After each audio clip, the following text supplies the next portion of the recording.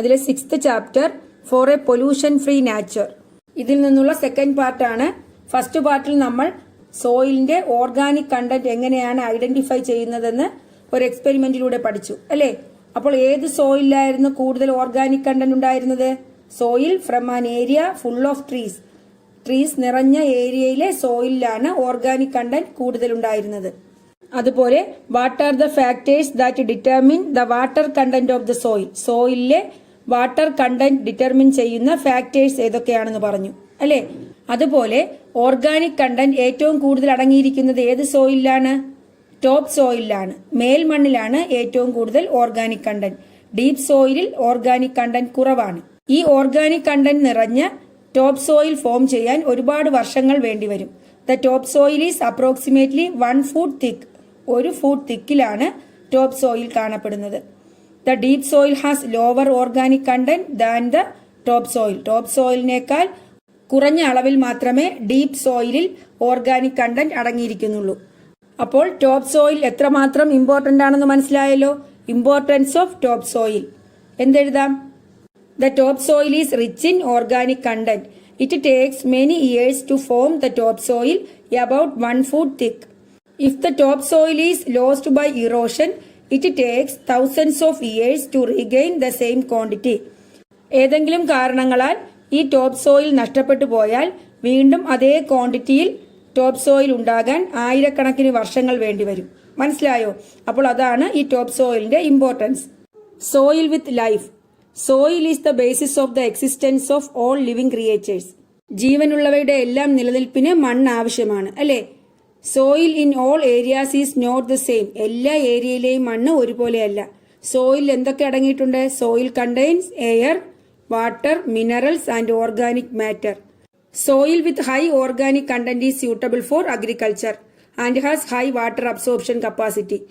Organic content കൂടുതലുള്ള മണ്ണിന് water absorb ചെയ്യാനുള്ള കപ്പാസിറ്റി കൂടുതലായിരിക്കും. അതുപോലെ തന്നെ അഗ്രികൾച്ചറിന് സ്യൂട്ടബിൾ ആയിട്ടുള്ള സോയിലാണ് ഓർഗാനിക് കണ്ടന്റ് കൂടുതലുള്ള soil.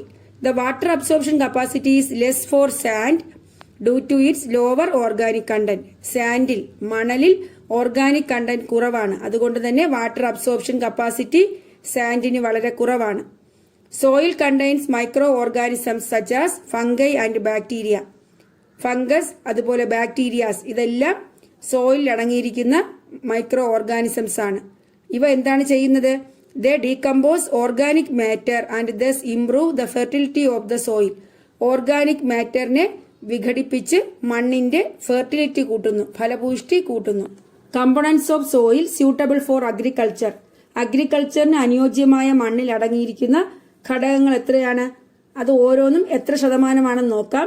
Minerals 45%, water 25%, air 25%, organic matter 5%. ഇങ്ങനെ അടങ്ങിയ മണ്ണാണ് അഗ്രികൾച്ചറിന് സ്യൂട്ടബിൾ ആയിട്ടുള്ള മണ്ണെന്ന് പറയുന്നത്. മനസ്സിലായോ? Components of soil suitable for agriculture അത് പൈ ഡയഗ്രാമിലൂടെ കാണിച്ചിരിക്കുന്നതാണ്. മിനറൽസ് 45% ആണ്, വാട്ടർ 25%, എയർ 25%, ഓർഗാനിക് മാറ്റർ 5%. ഈ ടോപ്പ് സോയിൽ എങ്ങനെയൊക്കെ നഷ്ടപ്പെടാം? സോയിൽ ഇറോഷൻ വഴി നഷ്ടപ്പെടാം അല്ലെ, മണ്ണൊലിപ്പ് വഴി. എന്താണ് soil erosion? Soil erosion means the washing away of the top soil. ഈ ടോപ്പ് സോയിൽ മേൽമണ്ണ് ഒലിച്ചു പോകുന്നതിനെയാണ് സോയിൽ ഇറോഷൻ എന്ന് പറയുന്നത്. Soil erosion is greater in place with no trees and plants. മരങ്ങളും ചെടികളും ഇല്ലാത്ത ഏരിയാസിൽ ഈ സോയിൽ ഇറോഷൻ കൂടുതലായിരിക്കും. അതുപോലെ the possibility is greater in slope land as well. ചരിവുള്ള പ്രദേശങ്ങളിലും ഇതുപോലെ മണ്ണൊലിപ്പിനുള്ള സാധ്യത കൂടുതലാണ്. ഇനി what are the causes of soil erosion? Soil ഇറോഷനുള്ള കാരണങ്ങൾ എന്തെല്ലാമാണ്? മണ്ണൊലിപ്പിനുള്ള കാരണങ്ങളാണ് the increase of intensity of wind and rain. ശക്തിയായ രീതിയിലുള്ള കാറ്റും മഴയും.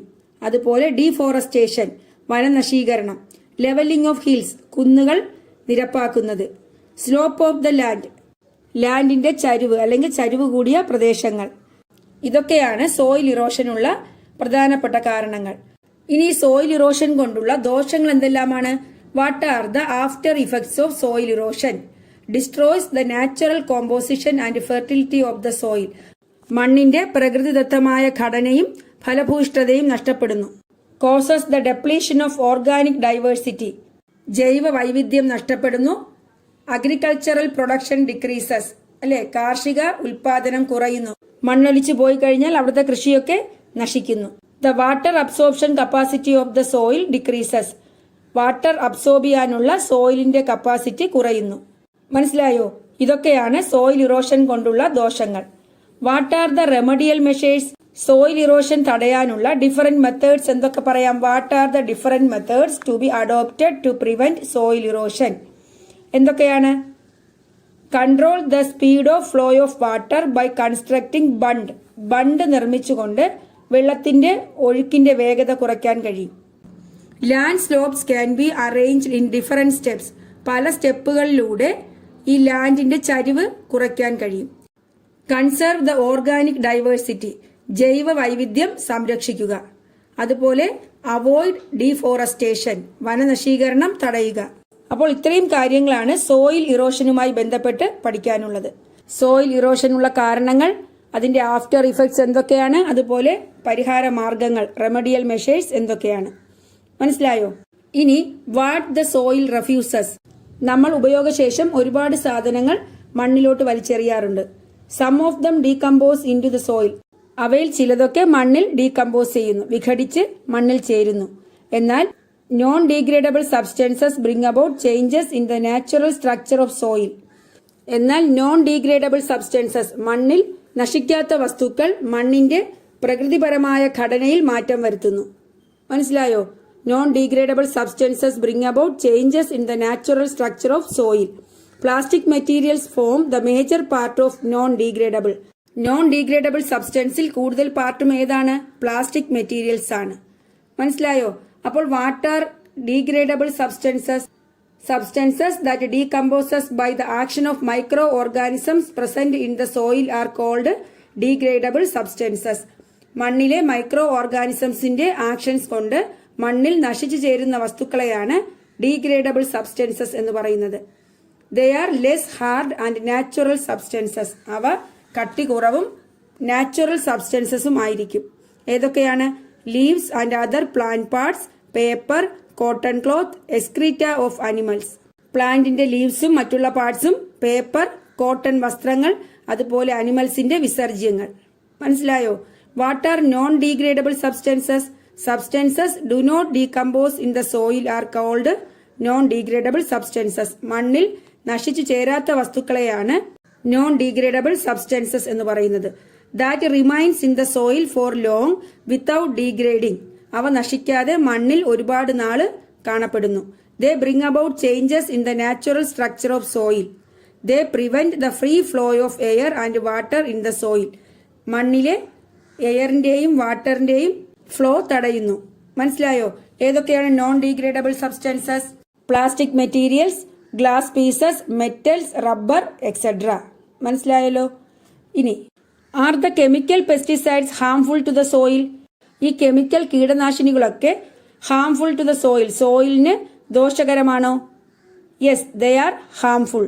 Chemical pesticides destroy not only harmful insects which destroy crops but also harmless micro organisms. ഈ chemical pesticides ക്രോപ്സിനെ നശിപ്പിക്കുന്ന ഹാംഫുൾ ആയിട്ടുള്ള ഇൻസെക്ട്സിനെ മാത്രമല്ല, ദോഷകരമല്ലാത്ത മൈക്രോ ഓർഗാനിസത്തിനെയും നശിപ്പിക്കുന്നുണ്ട്. മനസ്സിലായോ? Chemical fertilisers increase the amount of certain components in the soil. മണ്ണിലെ ചില കമ്പോണൻസിനെ ഈ കെമിക്കൽ ഫെർട്ടിലൈസേഴ്സ് വർദ്ധിപ്പിക്കുന്നു. Chemicals cause the destruction of earth worms and other micro organisms found in the soil. ഈ കെമിക്കൽ ഫെർട്ടിലൈസേഴ്സിന്റെ ഉപയോഗം കൊണ്ട് മണ്ണിൽ കാണപ്പെടുന്ന മണ്ണിന് ഉപകാരമുള്ള എർത്ത് വേംസും മൈക്രോ ഓർഗാനിസംസും എല്ലാം നശിക്കാൻ കാരണമാകുന്നു. മനസ്സിലായോ? അതുകൊണ്ട് തന്നെ കെമിക്കൽ ഫെർട്ടിലൈസേഴ്സ് സോയിലിന് ഹാംഫുൾ ആണ്. ഇനി ഗാർബേജ് ഡിസ്പോസൽ ആണ്. What can be done for garbage disposal? Waste dispose ചെയ്യാൻ നമുക്ക് എന്തൊക്കെ ചെയ്യാൻ കഴിയും? Sorting garbage by type and disposing them. ഗാർബേജിനെ ഓരോ ടൈപ്പ് അനുസരിച്ച് തരം തിരിച്ച് ഡിസ്പോസ് ചെയ്യണം. Making bio fertilisers using organic waste. ആ ഗാർബേജിലെ ഓർഗാനിക് വേസ്റ്റിൽ നിന്നും ജൈവ വളങ്ങൾ ഉണ്ടാക്കണം, bio fertilisers. Controlling the use of plastics, reusing them. പ്ലാസ്റ്റിക്സിന്റെ ഉപയോഗം കൺട്രോൾ ചെയ്യണം, റീയൂസിംഗ് ദം, അവയെ വീണ്ടും ഉപയോഗിക്കണം. ഇനി നമ്മൾ പഠിക്കുന്നത് കൺസർവിംഗ് വാട്ടർ സോഴ്സസ്. ജലസ്രോതസ്സുകളുടെ സംരക്ഷണത്തെക്കുറിച്ചാണ്. സോയിലിൽ മാത്രമാണോ ഈ വേസ്റ്റുകൾ വലിച്ചെറിയുന്നത്? അല്ല അല്ലേ. വാട്ടർ സോഴ്സസ് എല്ലാം മാലിന്യങ്ങൾ കൊണ്ട് കൂമ്പാരമായിരിക്കുകയാണ്. ഈ പിക്ചേഴ്സ് നോക്കൂ, എങ്ങനെയൊക്കെയാണ് ആ വെള്ളം മലിനമായിരിക്കുന്നതെന്ന്. കന്നുകാലികളെ കുളിപ്പിക്കുന്നത്, പ്ലാസ്റ്റിക് ബോട്ടിൽസൊക്കെ വലിച്ചെറിയുന്നു, പിന്നെന്താണ്, മാലിന്യങ്ങൾ ഒഴുക്കി വിടുന്നു, ചപ്പുചവറുകൾ കൂട്ടിയിട്ടിരിക്കുന്നു. ഇങ്ങനെയെല്ലാം വാട്ടർ സോഴ്സസിനെ മലിനമാക്കുന്നു. അപ്പോൾ ഈ ജലസ്രോതസ്സുകളൊക്കെ മലിനമാകാതെ സംരക്ഷിക്കേണ്ടത് നമ്മുടെ കടമയാണ്. The amount of pure water available to us is 1% of the total water on the earth. എർത്തിലെ ടോട്ടൽ വാട്ടറിന്റെ ഒരു ചെറിയ ശതമാനം മാത്രമാണ് ശുദ്ധജലം എന്ന് പറയുന്നത്.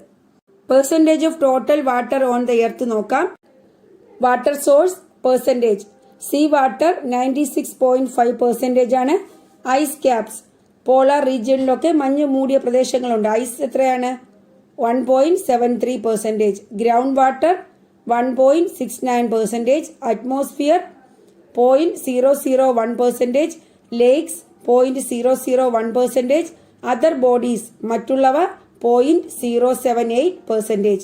ഇതാണ് total water percentage on the earth. What is meant by water quality? എന്താണ് വാട്ടർ ക്വാളിറ്റി കൊണ്ട് ഉദ്ദേശിക്കുന്നത്?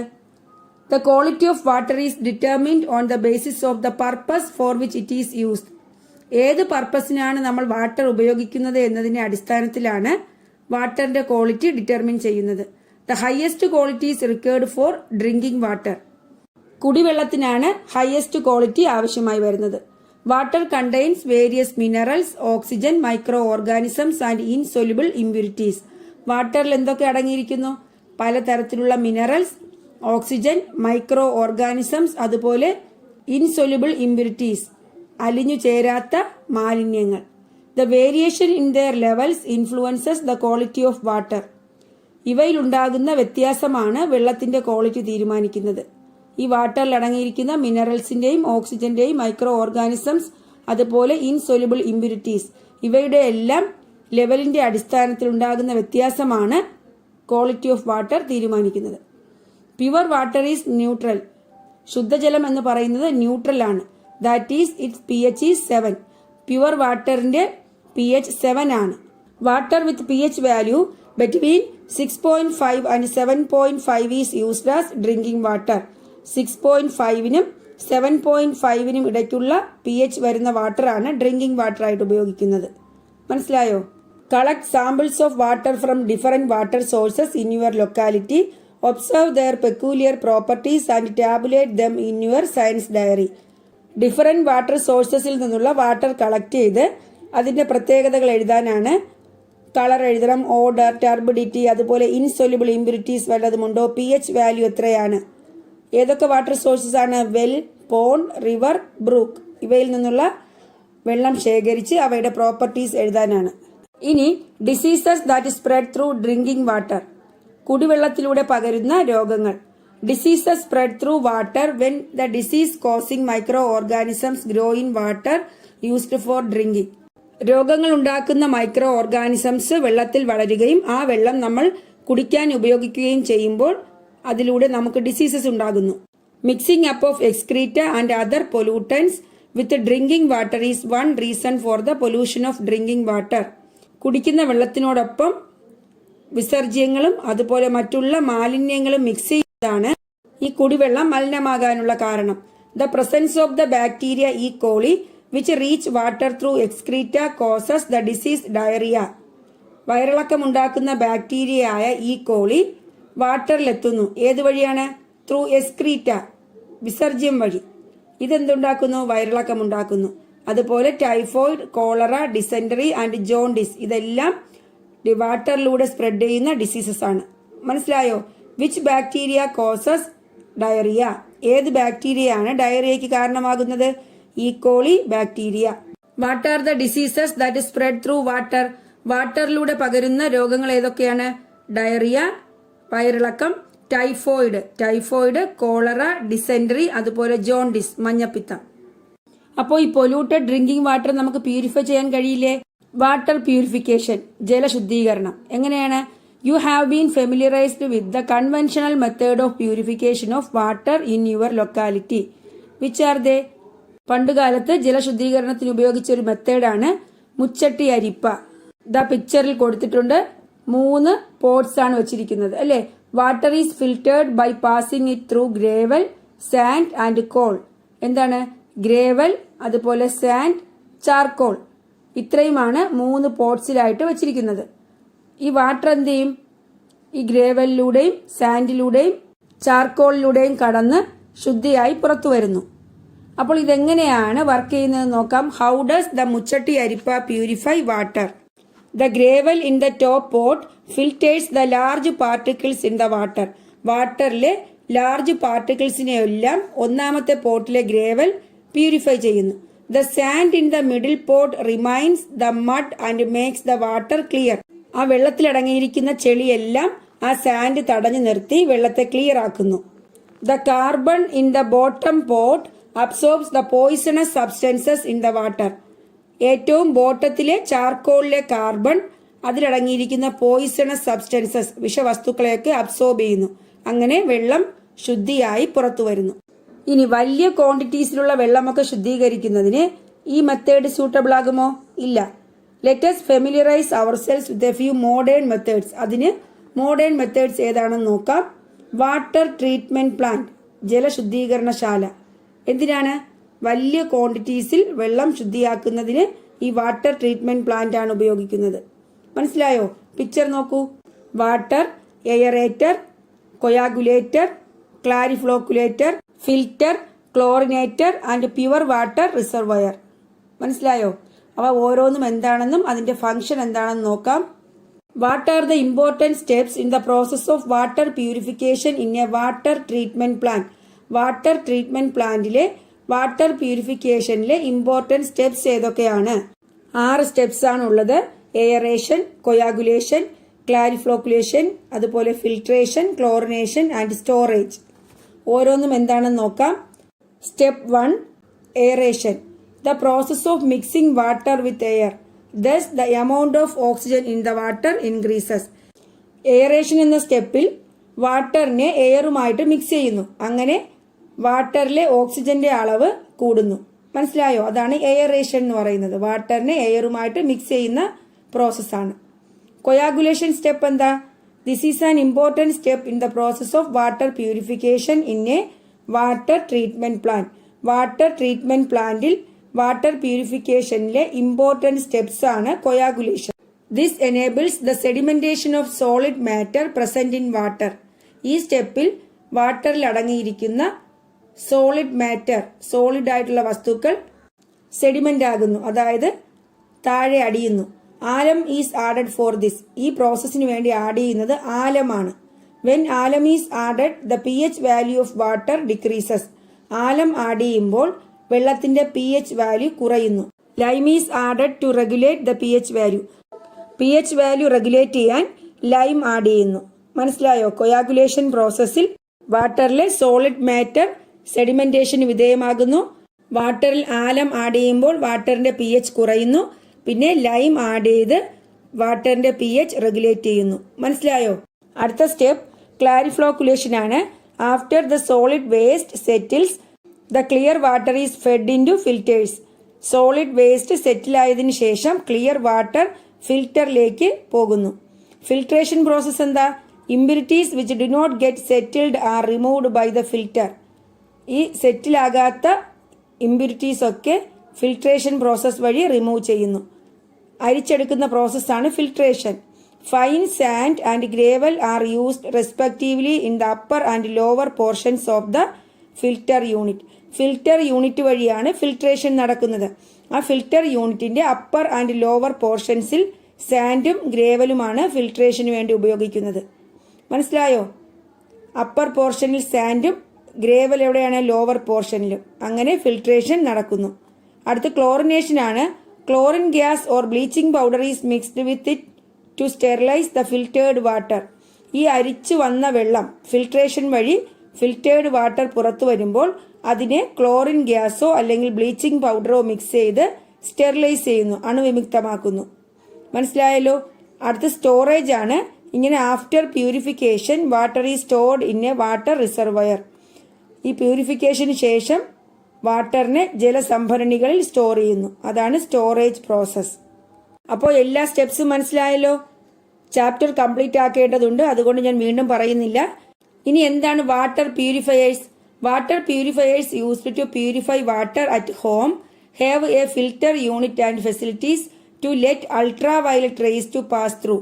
നമ്മുടെ വീടുകളിൽ വെള്ളം ശുദ്ധീകരിക്കാൻ ഉപയോഗിക്കുന്ന ഒരു സംവിധാനമാണ് വാട്ടർ പ്യൂരിഫയർ. ഇതിൽ ഒരു ഫിൽറ്റർ യൂണിറ്റ് ഉണ്ട്, അതുപോലെ അൾട്രാ വയലറ്റ് റേസ് പാസ് ചെയ്താണ് വെള്ളം ശുദ്ധീകരിക്കുന്നത്. Ultra violet rays are used instead of chlorine treatment. Water treatment പ്ലാന്റിൽ ക്ലോറിൻ ഗ്യാസ് ആയിരുന്നല്ലോ, ഇവിടെ ക്ലോറിൻ ട്രീറ്റ്മെന്റിന് പകരം അൾട്രാ വയലറ്റ് റേസ് ആണ് ഉപയോഗിക്കുന്നത്. അപ്പോൾ എന്താണ് വാട്ടർ പ്യൂരിഫയേഴ്സ് എന്ന് മനസ്സിലായല്ലോ. ആ പിക്ചർ കൊടുത്തിട്ടുണ്ട്. ഇതിൽ നിങ്ങൾ മനസ്സിലാക്കേണ്ട കാര്യം, വാട്ടർ പ്യൂരിഫയേഴ്സിൽ എന്താണ് ക്ലോറിൻ ട്രീറ്റ്മെന്റിന് പകരം അൾട്രാ വയലറ്റ് റേസ് ഉപയോഗിച്ചാണ് ഫിൽട്രേഷൻ നടക്കുന്നത്. അടുത്ത് നമ്മൾ പഠിക്കുന്നത് എയർ പൊല്യൂഷൻ ആണ്. Air is as important as soil and water. ജലവും മണ്ണിനെയും പോലെ തന്നെ ഇമ്പോർട്ടന്റ് ആണ് എയർ എന്ന് പറയുന്നത്, അല്ലേ? വായുവും നമുക്ക് ഇമ്പോർട്ടന്റ് ആയ ഒരു ഫാക്ടറാണ്. Can we imagine a situation without air? Air ഇല്ലാത്തൊരു സിറ്റുവേഷൻ നമുക്ക് ആലോചിക്കാൻ കഴിയില്ല, അല്ലേ? What are the components of atmospheric air? Atmospheric എയറിലെ കമ്പോണൻസ് എന്തൊക്കെയാണ്? Nitrogen 78%, oxygen 20.9%, carbon dioxide 0.03%, others മറ്റുള്ളവ 1.07%. ആ പൈ ഡയഗ്രത്തിൽ നമ്മൾ മാർക്ക് ചെയ്യേണ്ടതാണ്. കളർ കൊടുത്തിട്ടുണ്ട്. എന്താണ് നൈട്രജൻ 78%? ഏറ്റവും കൂടുതൽ ഏതാണ്? നൈട്രജൻ ആണ്. അറ്റ്മോസ്ഫെറിക് എയറിൽ ഏറ്റവും കൂടുതൽ നൈട്രജൻ ആണ്. നൈട്രജൻ മാർക്ക് ചെയ്യുക. അതുപോലെ ബ്ലൂ കളറിൽ ഓക്സിജൻ ആണ് 20.9%, റെഡ് കളറിൽ കാർബൺ ഡൈ ഓക്സൈഡ് 0.03%, മറ്റുള്ളവയാണ് ഗ്രീൻ കളറിൽ കൊടുത്തിരിക്കുന്നത് 1.07%. Which are the gases that pollute the air? എയറിനെ പൊല്യൂട്ട് ചെയ്യുന്ന ഗ്യാസസ് ഏതൊക്കെയാണ്? Greater amount of carbon dioxide, carbon monoxide and smoke containing other chemical. വലിയ അളവിൽ carbon dioxide, carbon monoxide, അതുപോലെ smoke containing other chemicals, മറ്റുള്ള chemicals അടങ്ങിയ smoke. മനസ്സിലായോ? What is polluted air? എന്താണ് പൊല്യൂട്ടഡ് എയർ എന്ന് പറയുന്നത്? Air is said to B polluted when there is any change in the normal amount of any of the components of air or when foreign substances mix with air. നമ്മൾ atmospheric എയറിലെ components പഠിച്ചു. ഈ ഏതെങ്കിലും components normal എമൗണ്ടിൽ നിന്നും change ചെയ്യുകയാണെങ്കിൽ air polluted ആകുന്നു. മനസ്സിലായോ?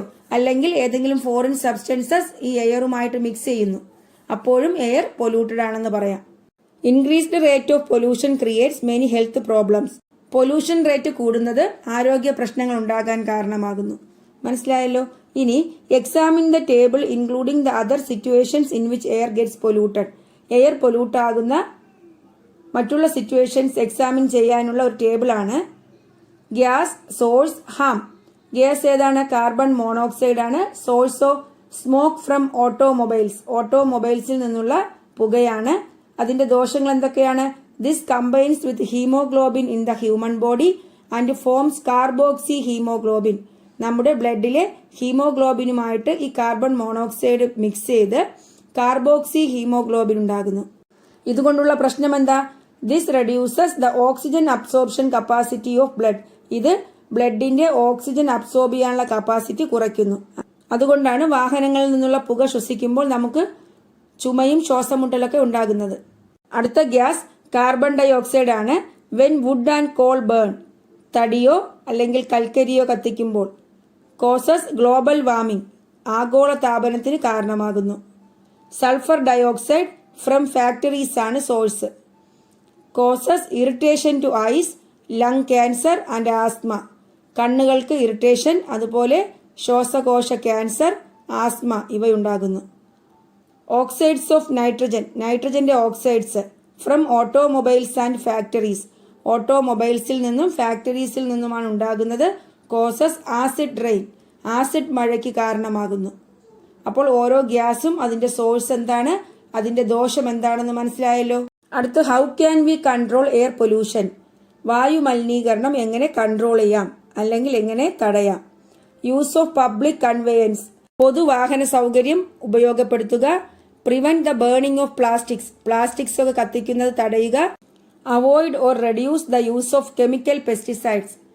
Chemical പെസ്റ്റിസൈഡ്സിന്റെ യൂസ് അവോയ്ഡ് ചെയ്യുക അല്ലെങ്കിൽ കുറയ്ക്കുക. Obeying rules of pollution control. Pollution കൺട്രോളിന്റെ റൂൾസ് അനുസരിക്കുക. മനസ്സിലായോ? The growing city. Listen to what the people of fast developing city have to say. Fast developing സിറ്റിയിലെ ആൾക്കാർ പറയുന്നത് എന്താണെന്ന് നിങ്ങൾ നോക്കൂ. ഒരുപാട് പേരുടെ അനുഭവം കൊടുത്തിട്ടുണ്ട്, അത് നിങ്ങൾ വായിച്ചു നോക്കുക. ഇതിൽ അർബനൈസേഷന്റെ ദോഷങ്ങളും ഗുണങ്ങളുമാണ് കൊടുത്തിരിക്കുന്നത്, നഗരവൽക്കരണത്തിന്റെ. മനസ്സിലായോ? അപ്പോൾ what are the problems of urbanisation? Urbanisation കൊണ്ടുള്ള പ്രോബ്ലംസ് എന്തൊക്കെയാണ്? Air becomes polluted as a result of the increasing number of vehicles. വാഹനങ്ങളുടെ എണ്ണം കൂടുമ്പോൾ എയർ പൊല്യൂട്ടഡ് ആകുന്നു. Density of population increases and many problems are resulted. ജനസാന്ദ്രത കൂടുന്നതുകൊണ്ട് ഒരുപാട് problems ഉണ്ടാകുന്നു. Scarcity of pure water. ശുദ്ധജലത്തിന്റെ ക്ഷാമം. അതുപോലെ accumulation of waste materials. Waste materials കുന്നുകൂടുന്നു.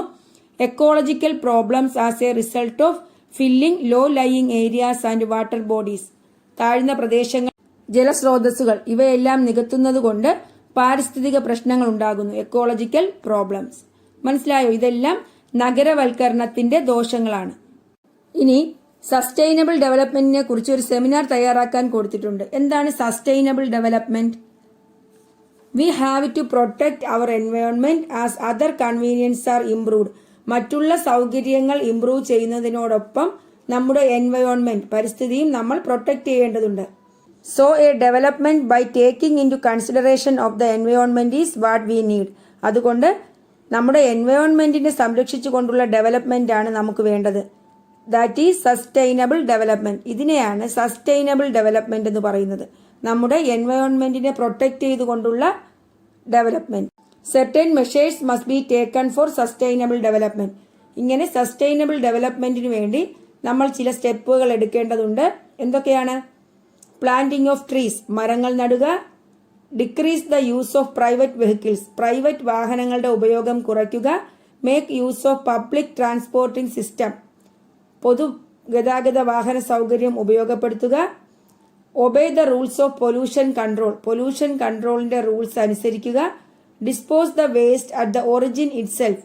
മാലിന്യം അതിന്റെ ഉറവിടത്തിൽ തന്നെ സംസ്കരിക്കുക.